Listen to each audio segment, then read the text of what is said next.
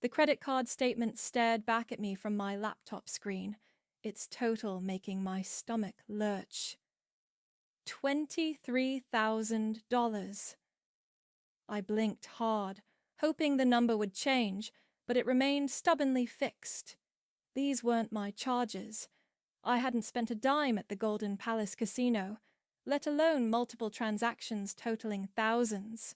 My name is Freya, and I've always been the responsible one, the one my family calls when they need money, advice, or someone to clean up their messes. But this was different. My phone buzzed. Mom's face lit up the screen, probably calling about the usual, Terrence needs help with rent, or Dad's business is having another cash flow problem. I let it ring. Girl, you look like you've seen a ghost, Natasha said, peering over my cubicle wall. Her dark curls fell forward as she leaned in closer to look at my screen. Holy shit, Freya, that's not right. Tell me about it.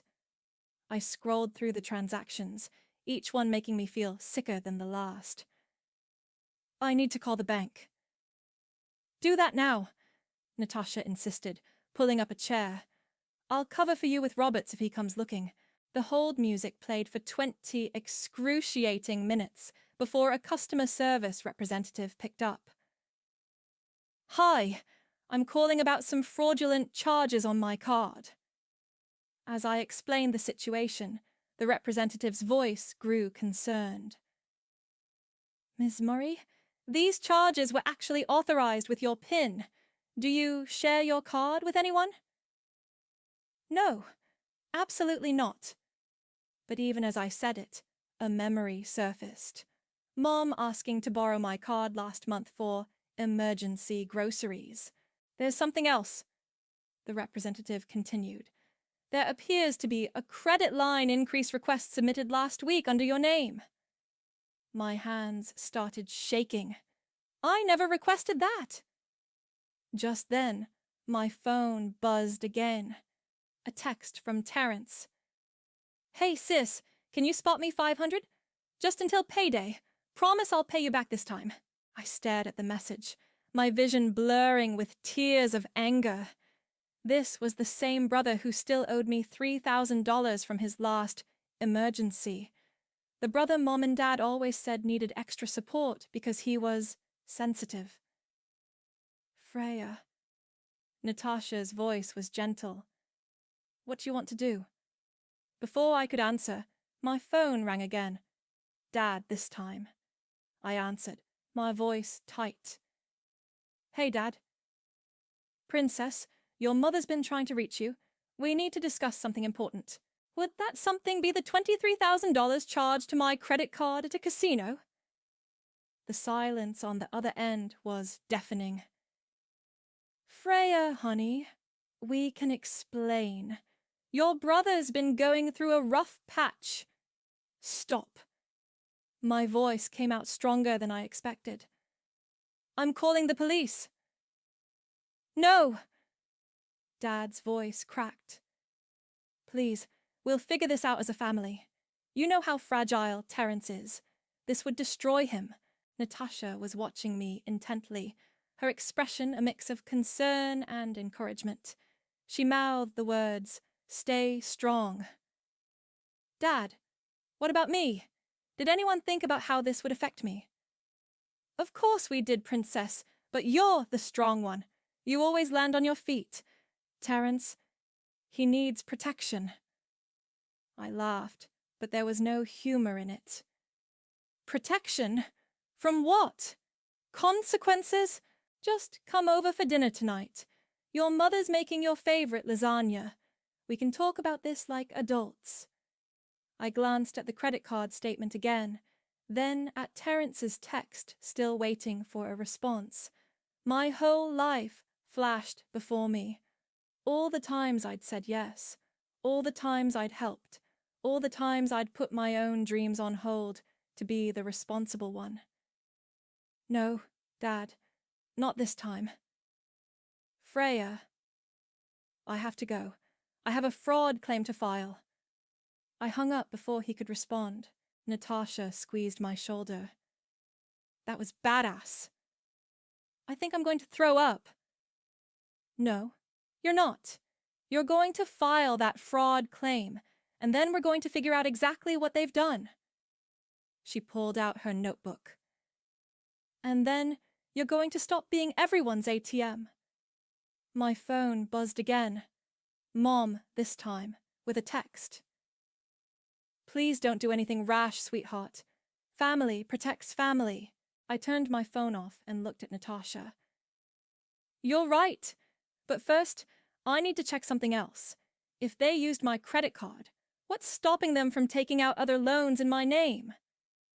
The look on Natasha's face told me she'd had the same thought.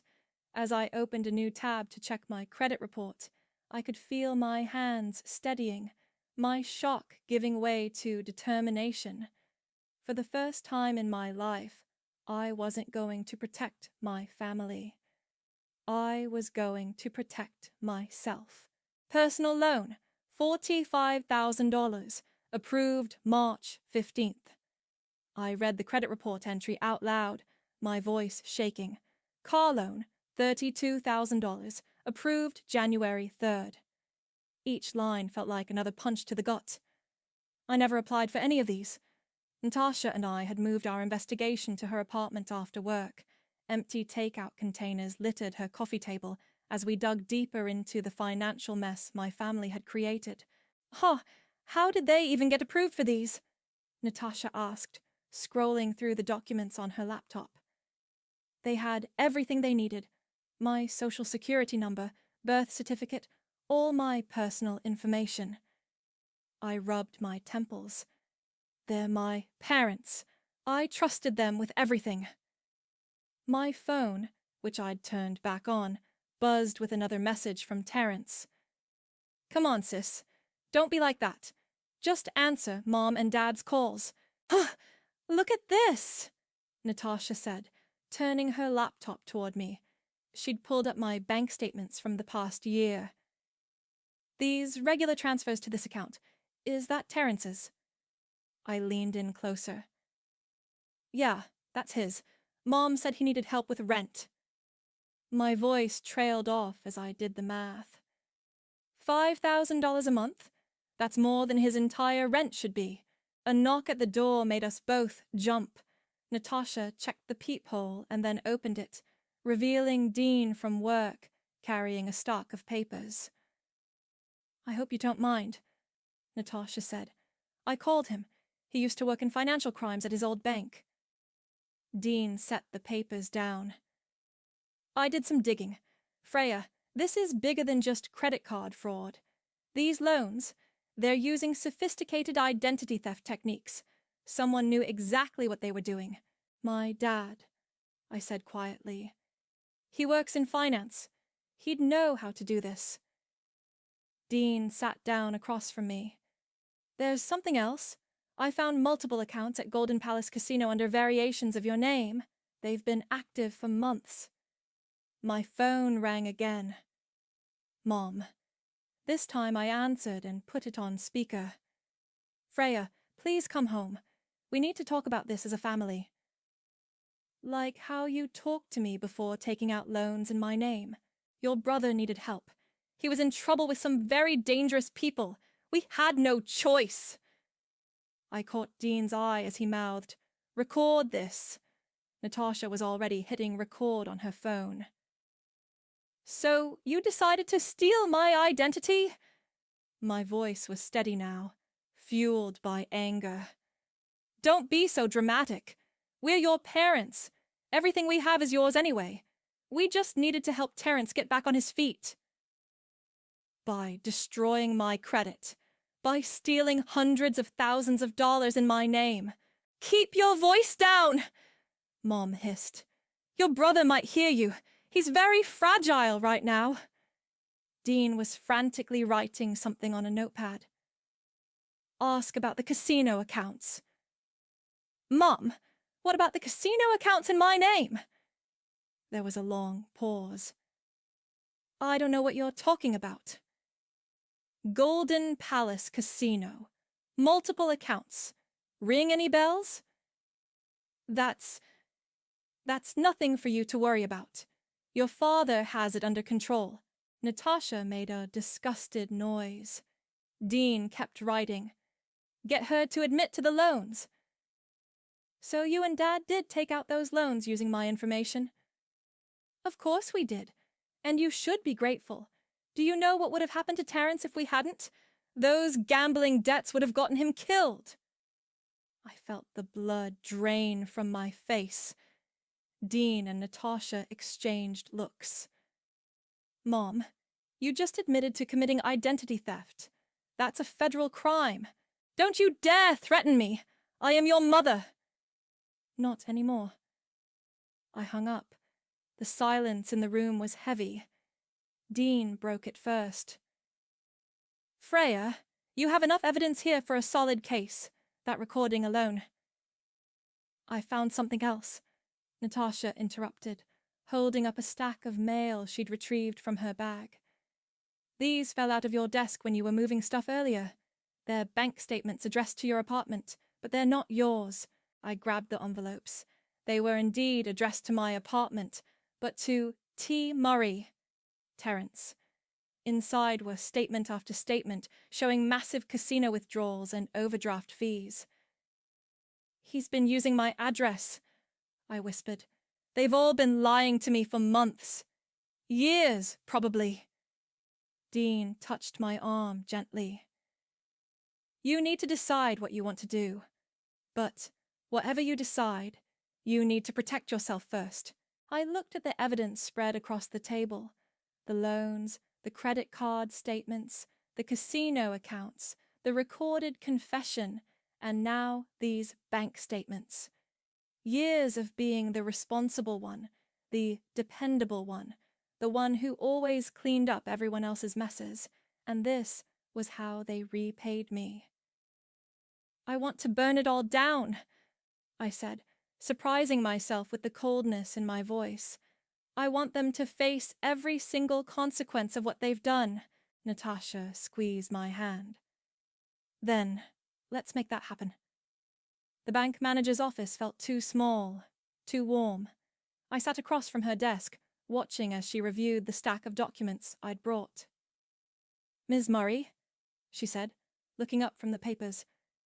This is extensive. And you're saying none of these loans or accounts were authorized by you? No. My parents and brother used my information without my knowledge. She nodded, making notes. We'll need to file formal fraud reports for each account. But first, she pulled out a fresh document. There's something you should see. Another loan application was submitted in your name yesterday. My hands clenched into fists. They're still doing it? The application hasn't been processed yet. We flagged it due to the sudden high volume of credit requests.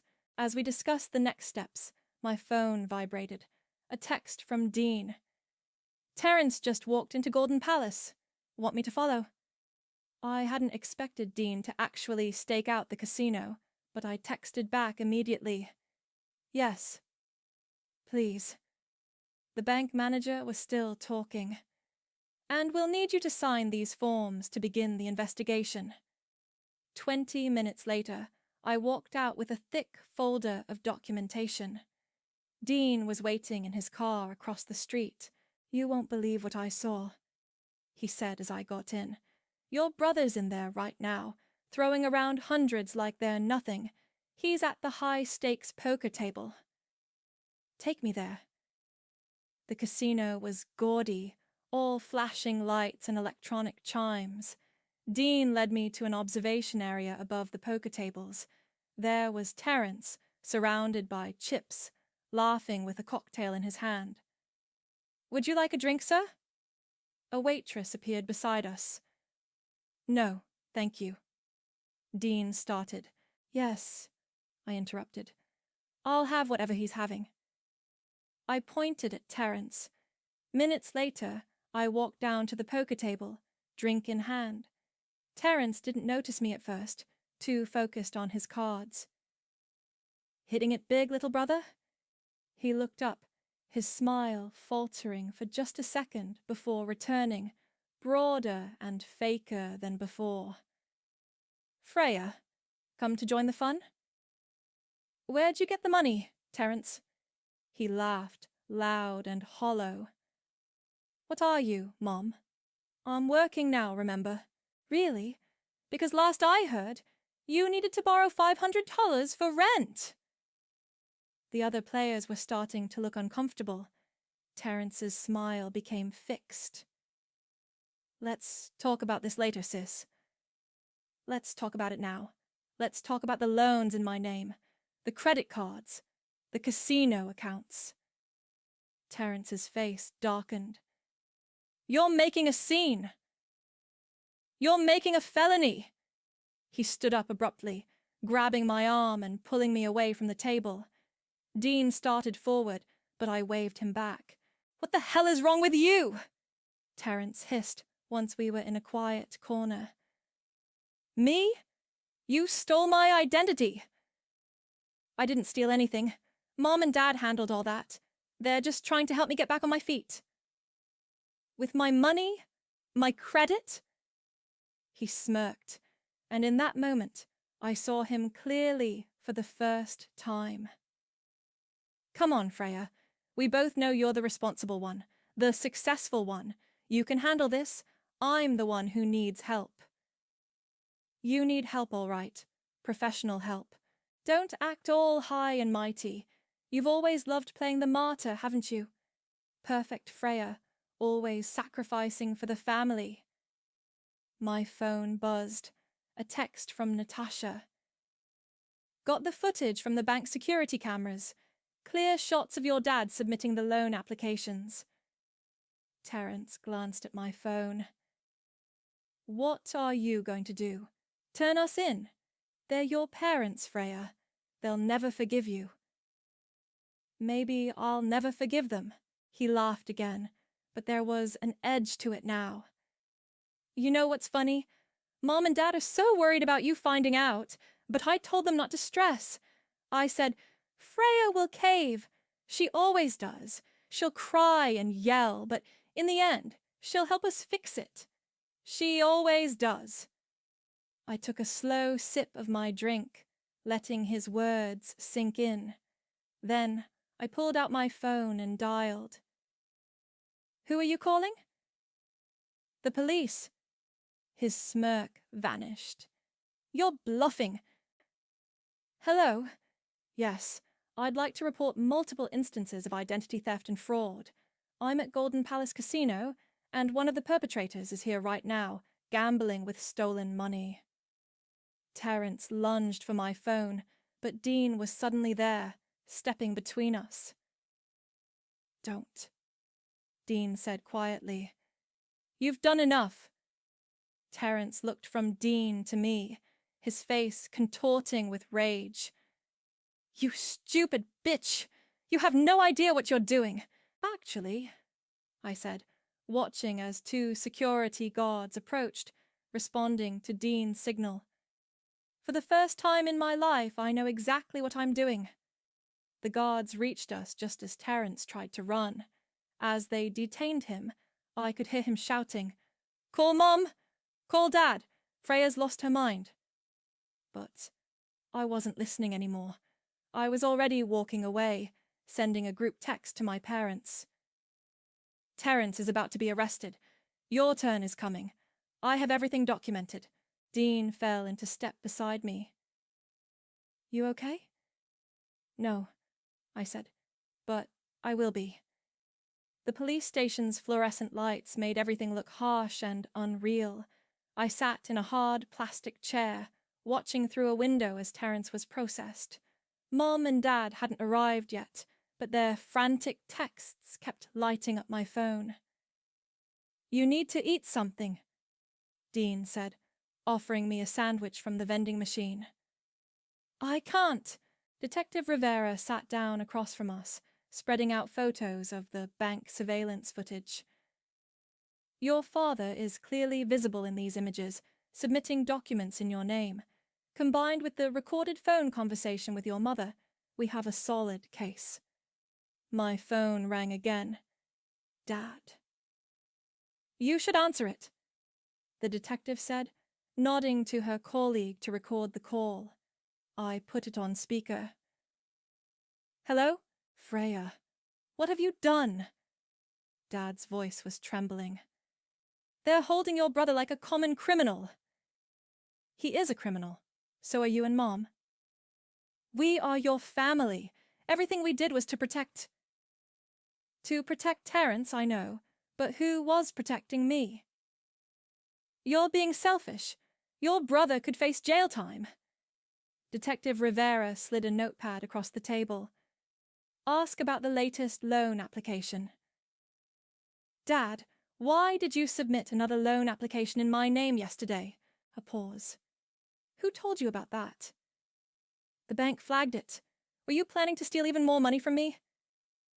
It's not stealing when it's family. Terrence needed... How much does he owe? I interrupted.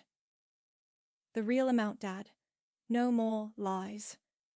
Another pause, longer this time. Close to $500,000. Dean swore under his breath. Detective Rivera leaned forward. To who? I asked. Some people. Bad people. They were threatening him. So you decided to sacrifice my future instead? We had a plan! Once Terrence won big at the casino, we'd pay everything back.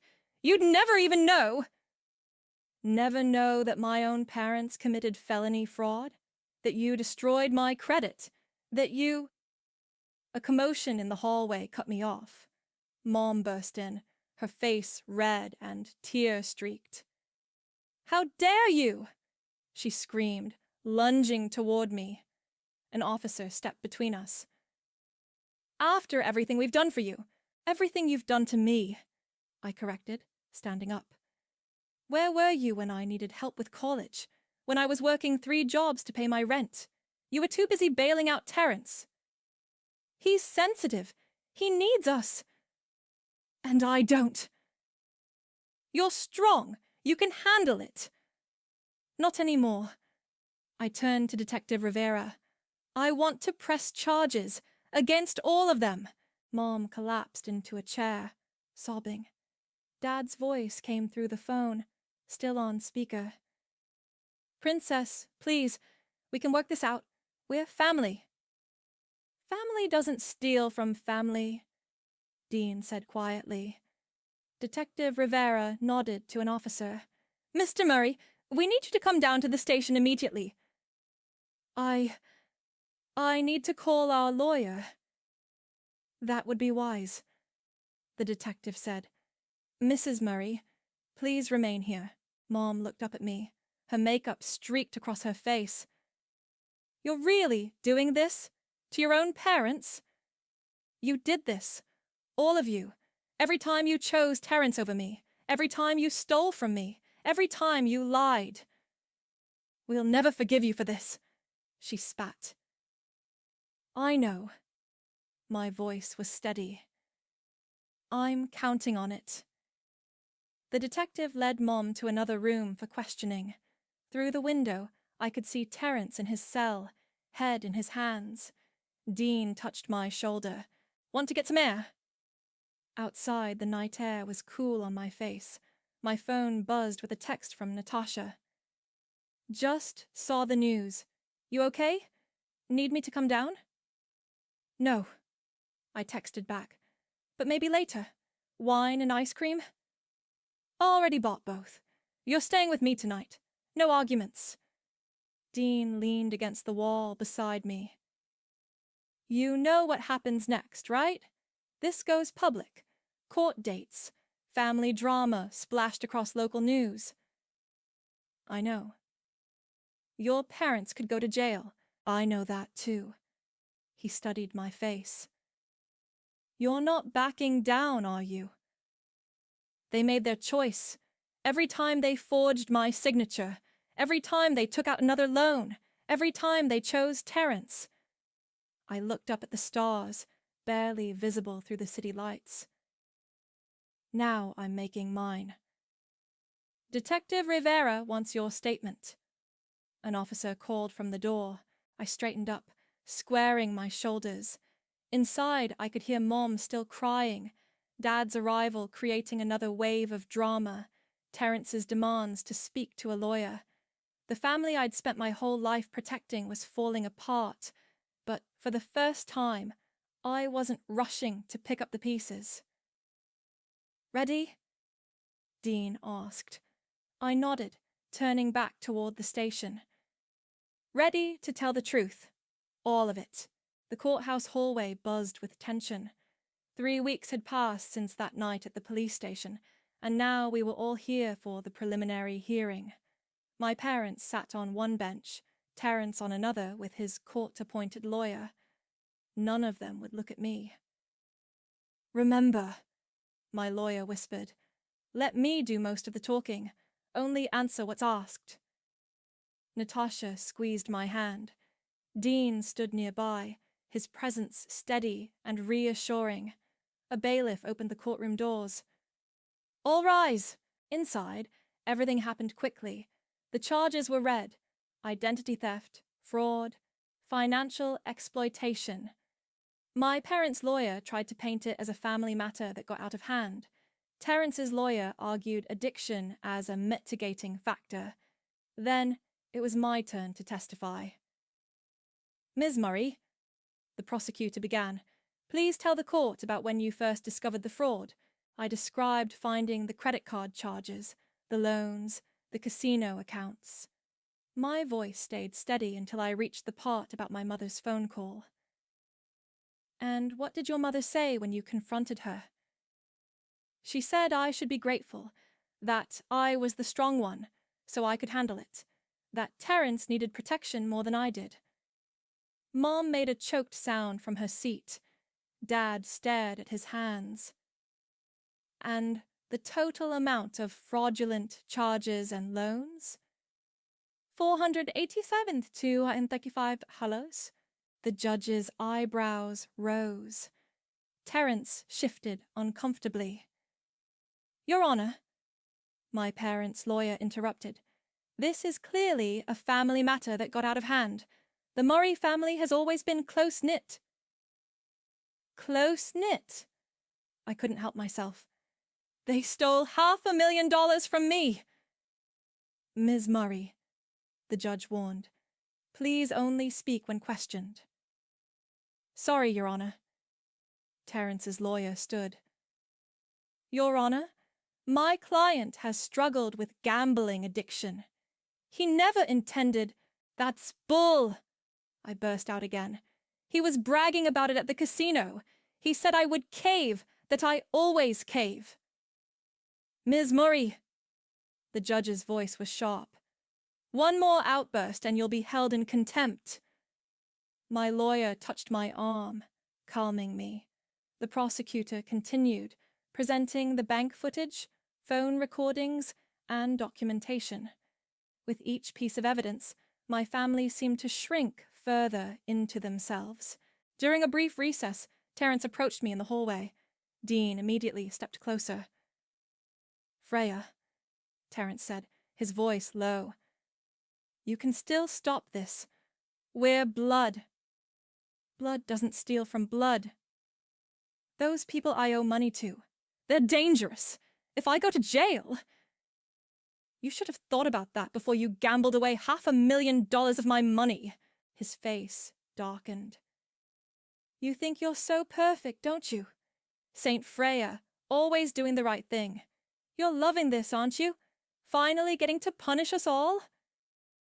Loving this. I stepped closer, my voice shaking.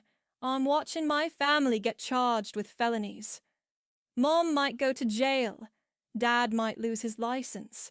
And you still think you're the victim here." "I am the victim. I'm sick. I need help, not punishment. Then you should have asked for help. Real help, not stolen my identity and destroyed my life." "Everything okay here?" A bailiff approached, eyeing Terrence. "Fine," he muttered, backing away. "Just fine." Back in the courtroom, the judge reviewed all the evidence before speaking. The evidence of systematic fraud is overwhelming.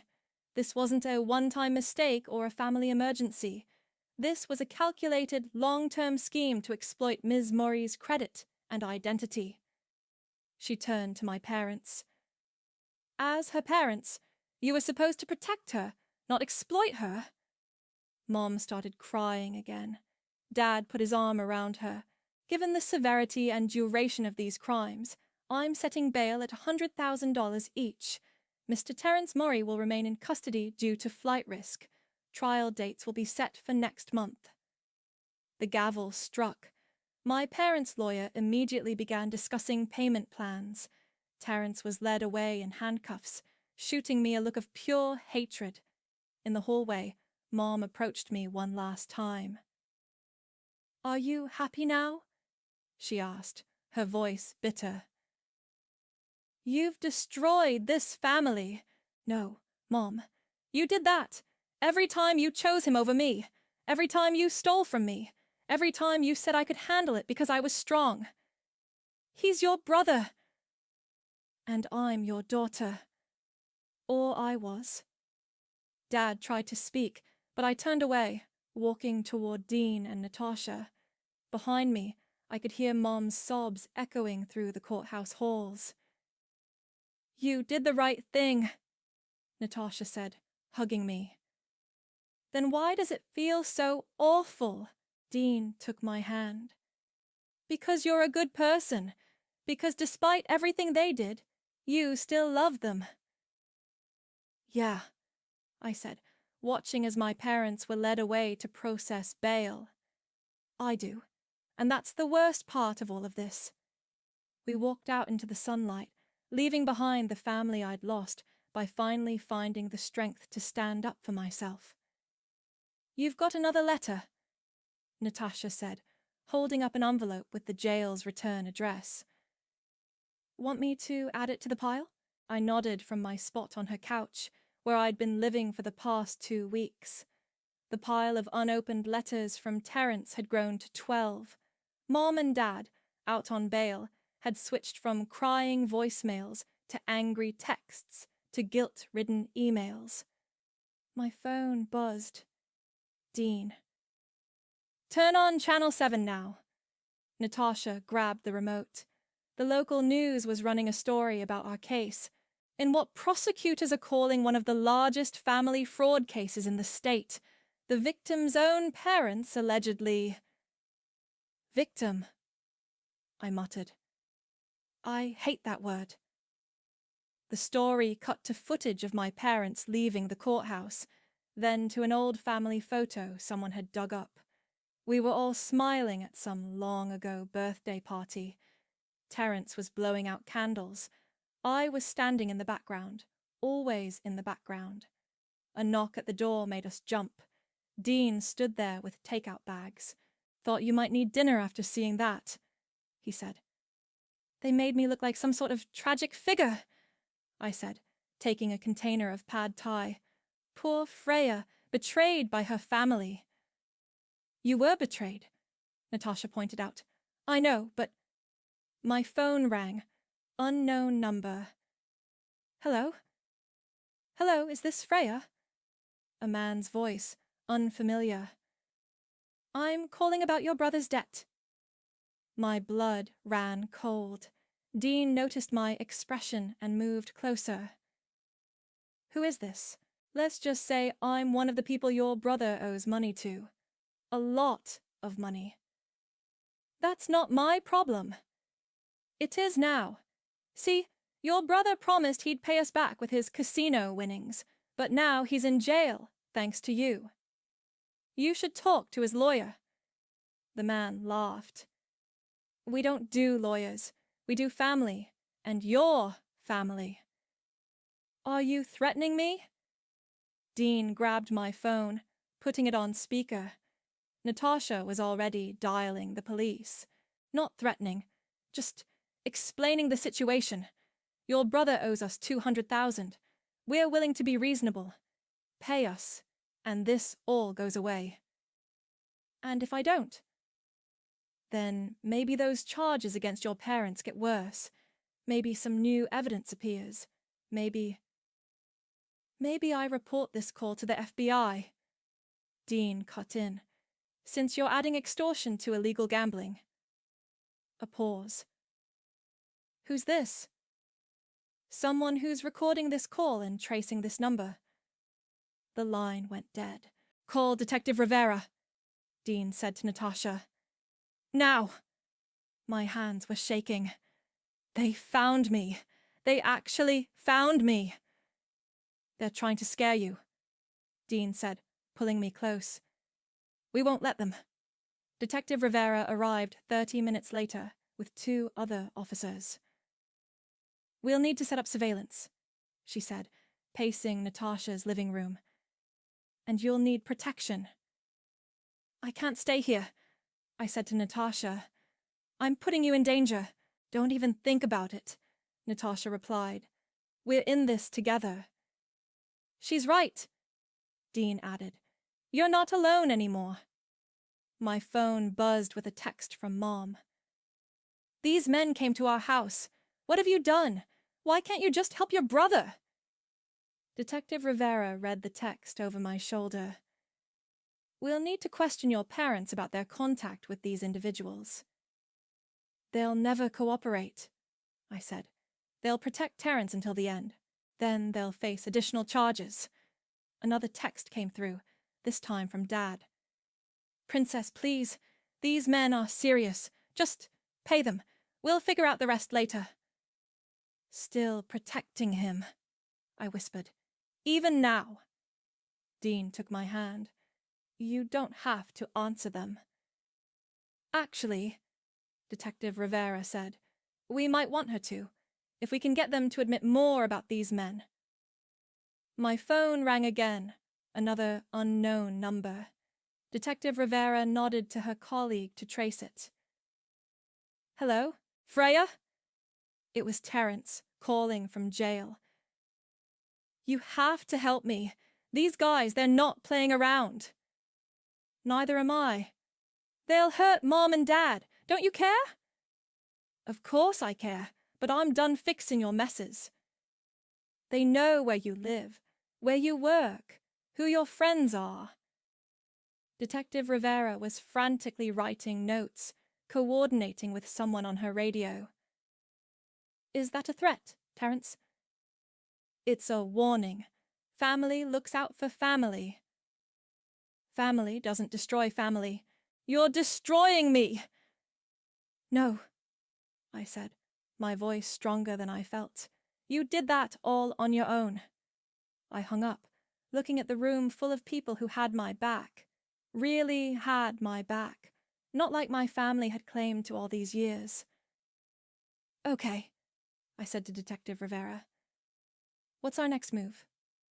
For the first time in my life, I wasn't facing a crisis alone, and that made all the difference.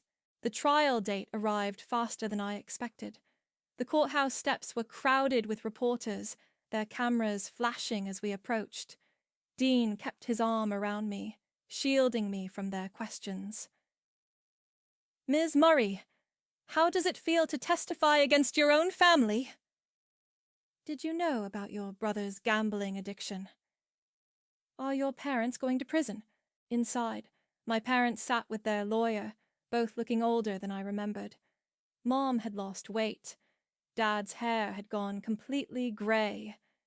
They didn't look like criminals. They looked broken. Terrence was brought in wearing an orange jumpsuit, handcuffs clinking. The past month in jail hadn't been kind to him. His eyes were hollow, his face gaunt. All rise! The proceedings began with opening statements. The prosecutor laid out the evidence methodically: bank records, forged documents, recorded conversations. My parents' lawyer spoke about family loyalty and misguided love. Terrence's lawyer emphasized addiction and mental health. Then they called me to testify. Ms. Murray, the prosecutor began, please tell the court about your relationship with your family before discovering the fraud. We were close. Or I thought we were. I was always the one they counted on, the responsible one. And how did they repay that trust? Objection, my parents' lawyer called out, leading the witness. Sustained. The prosecutor rephrased. What happened when you discovered the unauthorized loans?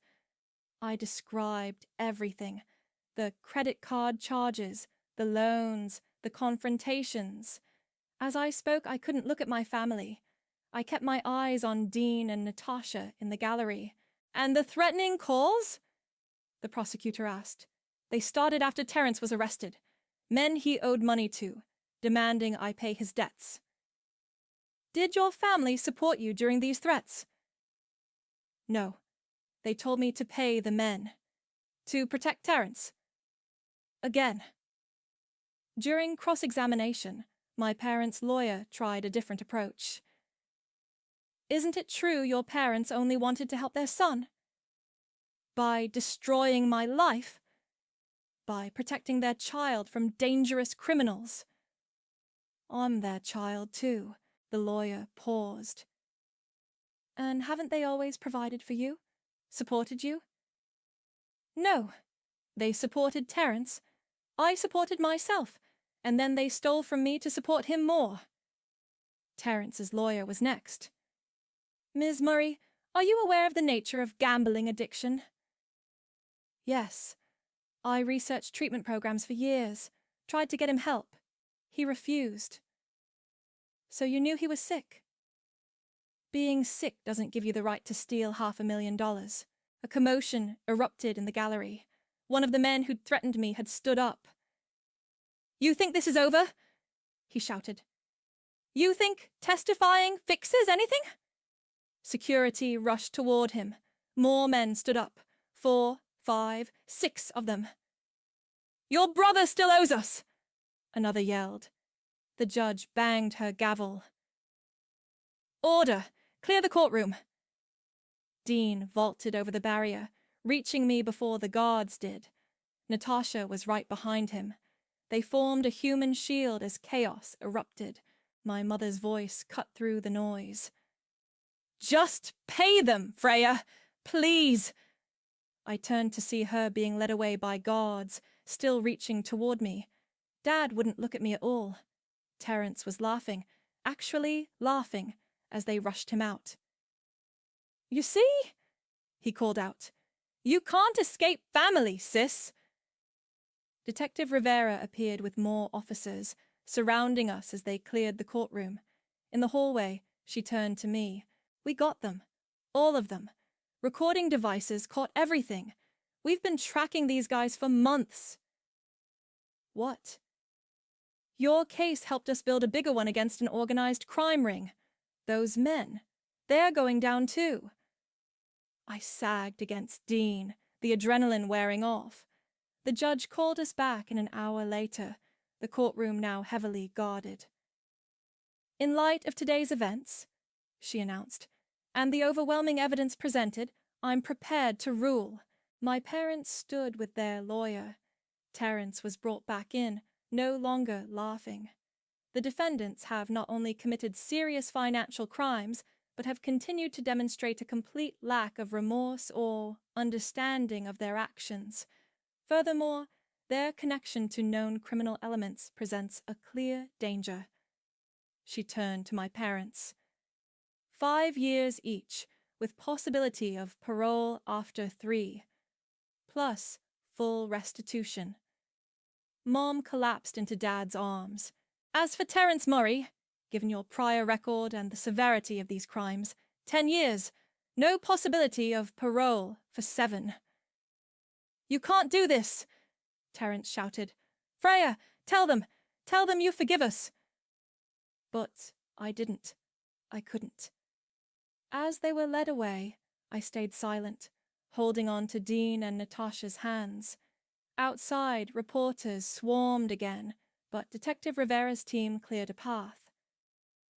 It's over, Dean said softly, but looking at my family being led to separate police vehicles, I knew it wasn't over. It was just different now.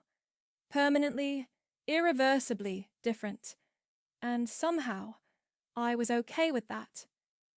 The last box from my parents' house sat unopened on my new apartment floor.